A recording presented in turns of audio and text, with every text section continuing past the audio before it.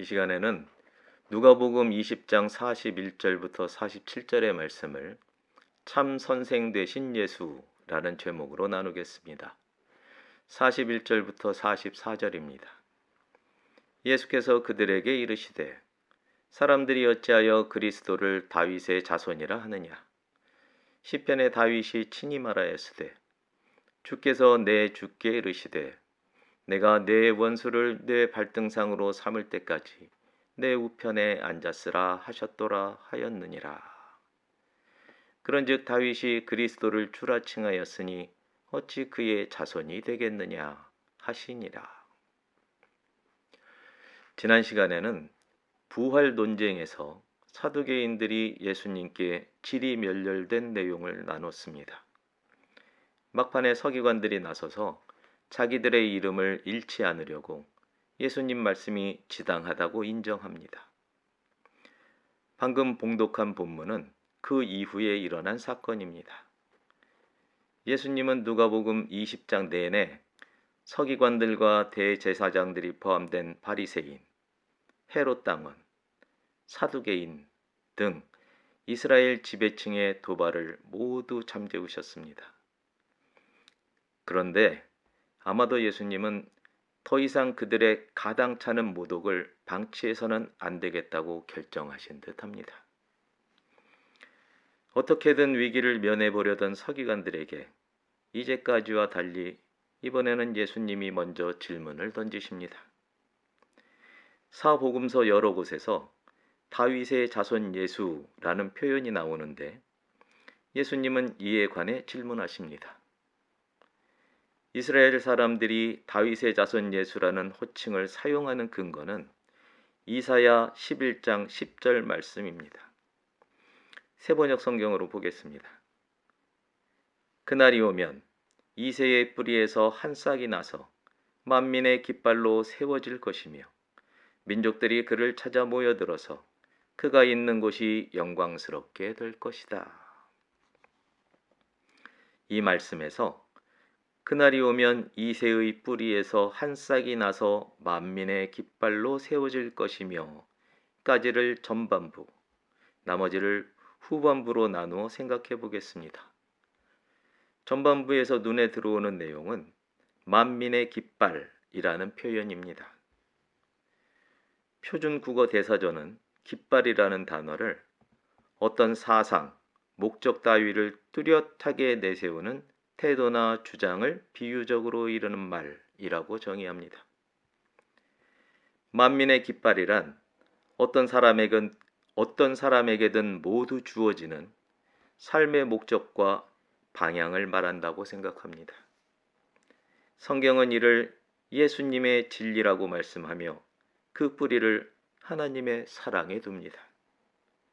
그리고 이사야 11장 10절 후반부는 모든 사람이 이 진리와 사랑을 따르게 되어 구원받고 궁극적으로 하나님의 자녀가 되리라 말씀합니다.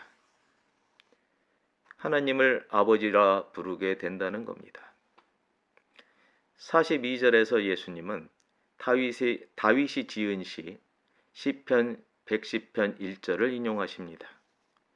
여기에는 주인을 뜻하는 주라는 단어가 2번 나오는데 히브리어 성경을 보면 앞에 나오는 주는 여호와로 분명히 기록되어 있습니다. 뒤에 나오는 주는 일반적으로 윗사람을 가리키는 주인이라는 뜻을 가지는데 이어지는 여호와의 말씀, 내 오른쪽에 앉아 있어라 라는 내용으로부터 성자 예수님을 지칭한다고 해석됩니다. 다윗이 혈연을 따라 후손으로 올 그리스도를 자기의 주님으로 받아들였다는 사실을 보여줍니다. 다른 관점에서도 접근해 보겠습니다. 선생이란 어떤 일에 경험이 많거나 잘 아는 사람을 비유적으로 이르는 말이라고 정의됩니다. 무엇이든 먼저 겪거나 알게 되는 사람이 선생이 됩니다. 오래된 일에 대해서는 부모가 자녀의 선생이 되는가 하면 새로운 일에 대해서는 자녀가 부모의 선생이 되기도 합니다.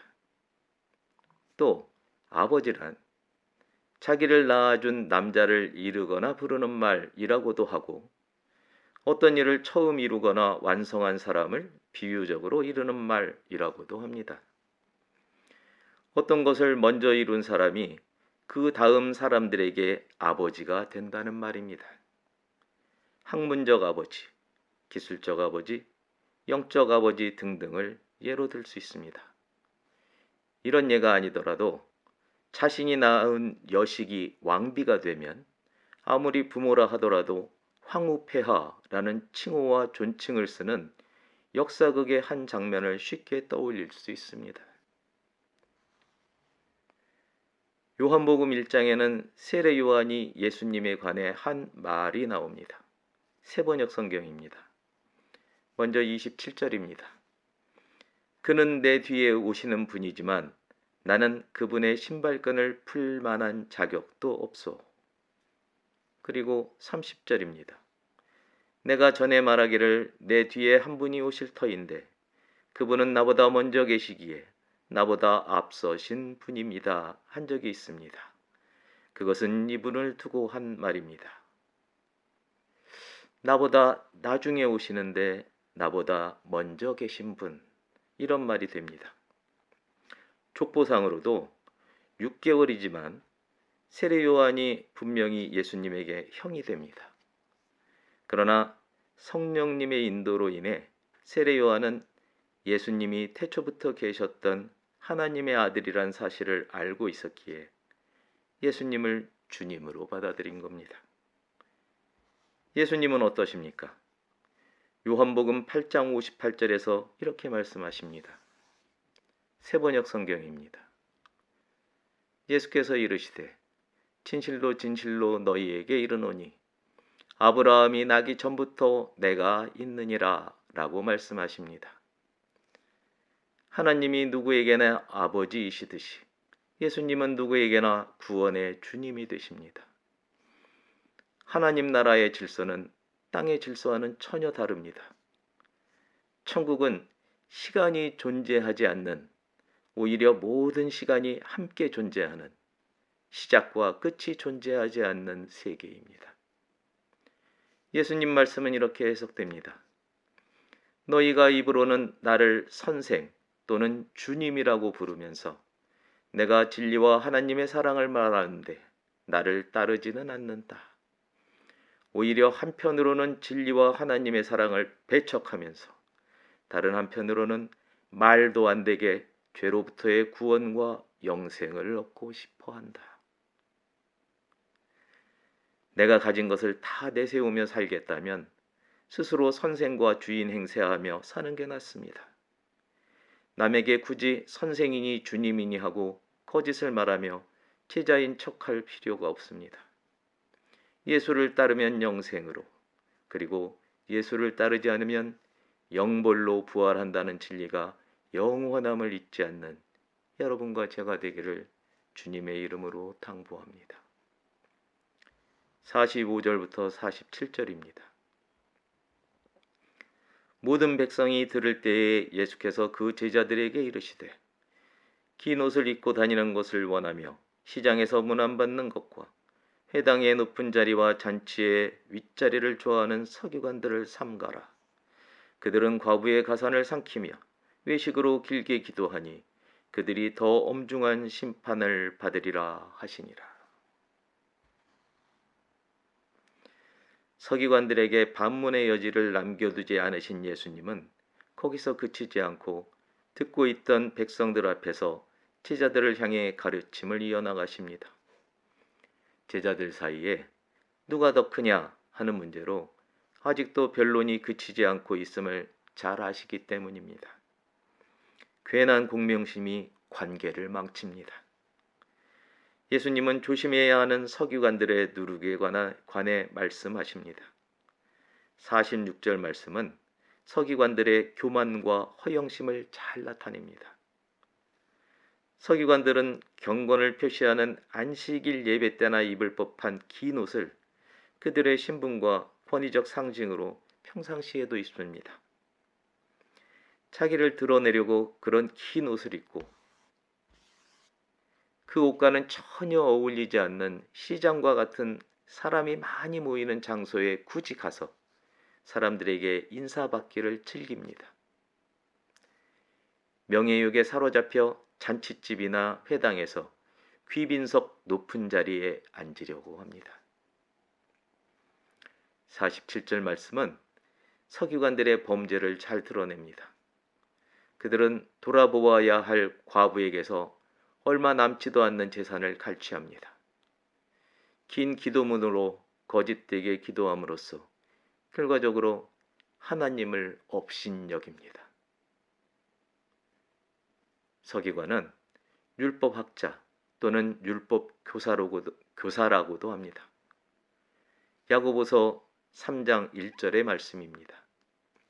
나의 형제자매 여러분, 여러분은 선생이 되려고 하는 사람이 많아서는 안 됩니다. 여러분이 아는 대로 가르치는 사람인 우리가 더 큰 심판을 받을 것입니다. 잘못된 가르침을 받고 행하는 사람은 잘못된 가르침을 따른 죄 외에는 지은 죄가 없습니다. 그러나 잘못 가르친 자는 본인의 죄와 그 가르침 때문에 죄를 지은 모든 사람의 죄를 다 책임져야 합니다. 그래서 받을 심판이 큰 겁니다. 누가복음 17장 1절과 2절에서 예수님이 하신 말씀입니다. 세번역 성경입니다.